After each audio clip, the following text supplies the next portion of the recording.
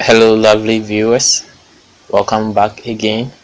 Now, I'm going to introduce one way to merge pictures in today's video. So, today's video is going to be very, very interesting. Before we move on, I would like you to hit on the subscribe button and the notification bell beside it in order to get alerts on all our updated videos or all new videos we upload. Now, without wasting much time, let's move into Photoshop, the world of Photoshop. Okay, so this is my Photoshop app. Now, I would like to first open the first picture. I downloaded some resources. I think I have them in this folder. Yes, one is that of a desert and that of a cloud.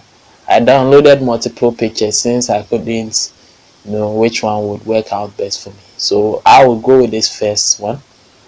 Okay, let me zoom it up. Okay, this is okay. Let me check the image resolution if it's okay. 72. It's manageable. I will not use this work for any professional needs, so I will go with the 72. Now the second picture, I'll go and I'll place it on the first one. Okay, yes, let me use this one. Now this is what we are going to do. I'll remove the background from this. I'll double click on it, then I'll click on OK here, then I'll rasterize this one as well. Now I'm going to transform the top one, the cloud. So I'm going to use Ctrl+T to transform it out.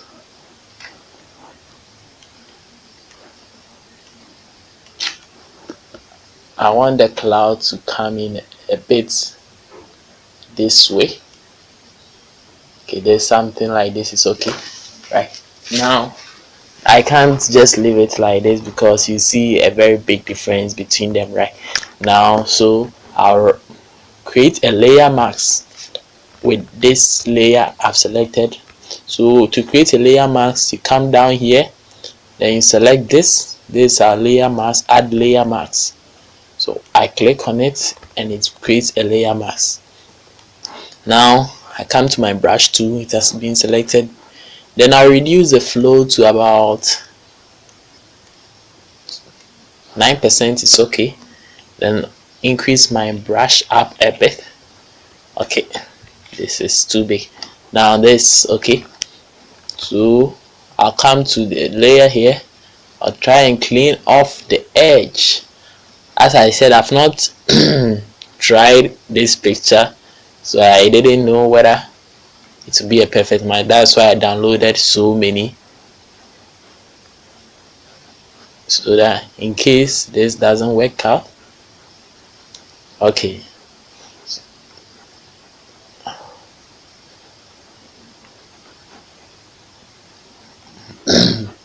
now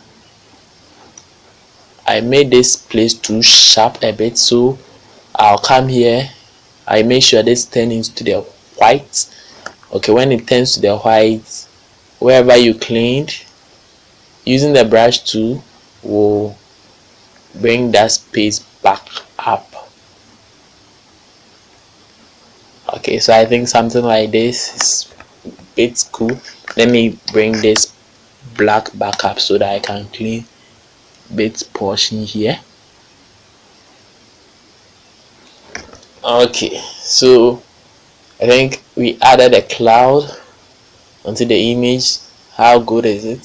Let's try one more image and see if that one will also work. I downloaded a dark cloud as well. The first one worked a bit well. I don't think this one is going to be in our favors, but yeah, let's see what we can do with it. Okay, so I'll use the same method. No, this is not going to favor us.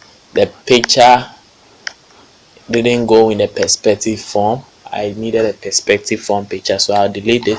But this goes very much pretty well. You see the clouds are a bit fixed on.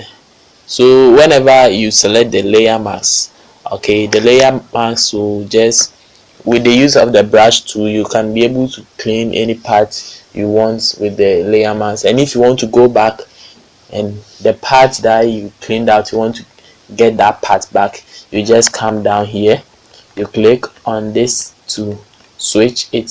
So when it's at the black, it means it's going to clean, and when it's white here, the white comes to the top, it means it's going to give you back what you clean. So you see this one is giving me back what I clean, right? Now the black one cleaned it very nice and perfect for us. And I reduced the flow, okay, so that the brush doesn't have a strong edge. Let me show you what I mean. So if I increase the flow to about 100%, you see that it cleans, sorry, now let me try to, you see that it cleans out with a strong edge, which doesn't look real. It will not be convincing enough.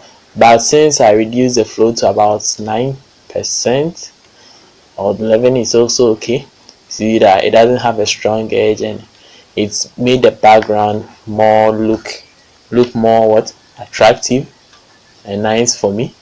That's to me. I don't know how you see it, but I think it's reducing the flow helped to merge the pictures. Now after doing this, we have to create an adjustment layer so that they both have a similar look, okay. But first I want to cut off this down part, okay. It's looking a bit off for me, so I'll crop this part out, okay, and I'll click the check mark. So there's a picture. Now I'll come to layer here in order to create a new adjustment layer, then select new adjustment layer, okay. Then I'll come, let me go with the curves, okay. I'll create a curves layer here, then I come here, I want them to blend together.